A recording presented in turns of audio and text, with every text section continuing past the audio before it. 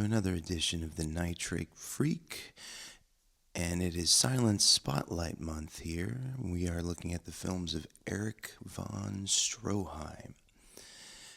Today we're going to be talking about his 1923 feature, Merry-Go-Round.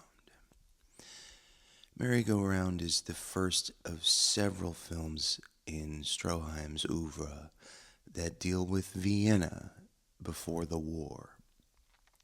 This would become kind of an obsession in Stroheim's work, and this would be the first time that he tried to get that vision across.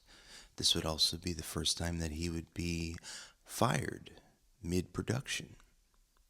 This was actually the first time that this had ever happened, that a director, especially an auteur director, would be fired mid-production by the studio. The Merry-Go-Round tells the simple tale of a count, a rather rakish and irresponsible count. Sound familiar, Von Stroheim fans? Who is attracted to a peasant girl who's an organ grinder at her father's Punch and Judy show. He pretends to be a lowly necktie salesman so that she, will spend time with him, and she never actually knows that he's royalty. Of course, the dictates of the court say that this union cannot be, so he disappears. She believes that she's been abandoned by him.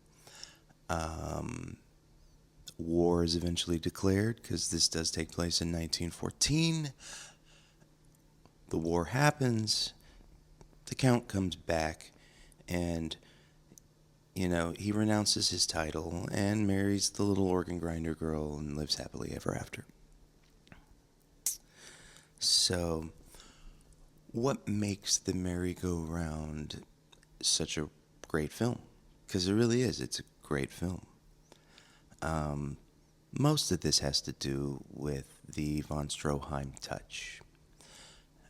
His recreation of Vienna on the Universal backlot. This would be a Universal Super Jewel production, so they put quite a lot of money into it.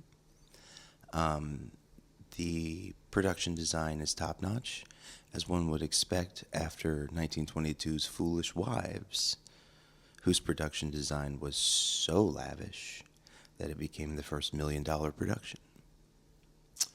So it was this lavish touch that caused Von Stroheim to be fired from Merry-Go-Round 6 weeks into production.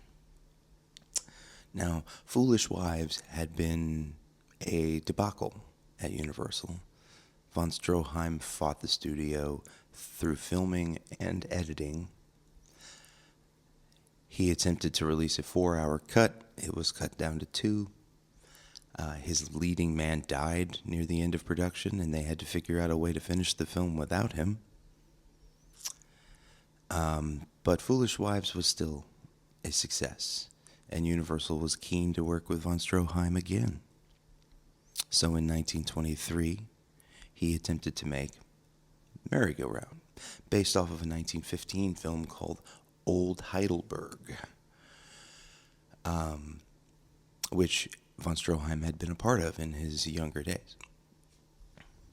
So, production starts, and it is immediately apparent that Von Stroheim is still unwieldy, impossible to handle. Execs figure it's time to make a move. It's unprecedented, but they have to save their investment. So 6 weeks into production, Von Stroheim is unceremoniously removed and replaced with Rupert Julian. Now, Julian claims that most of the film was rewritten by him and his collaborators. This turns out to not be the case. Universal simply hired Julian to take what Von Stroheim had created and finish it as quickly and as painlessly as possible. So what one is left with is simply a Von Stroheim production finished by somebody else. It's his story, it's his aesthetic, but clearly the scenes that were done by Julian, it's very, very clear to tell that this is not Von Stroheim behind the camera. This is not his aesthetic. This is not his idea. One thinks he would do things, a little askew. That being said, the stuff that is from Von Stroheim that's left in the film is very obvious. I'm going to point to this particular party sequence in which a naked girl comes out of a punch bowl. This is pure Von Stroheim in every single way. Merry-Go-Round has been restored by Flicker Alley on Blu-ray, and it looks fantastic. They've gone so far as to recreate all the tinting that was from the original film, including this amazing sequence in which the tint changes to represent the flickering of lights at the Viennese fair.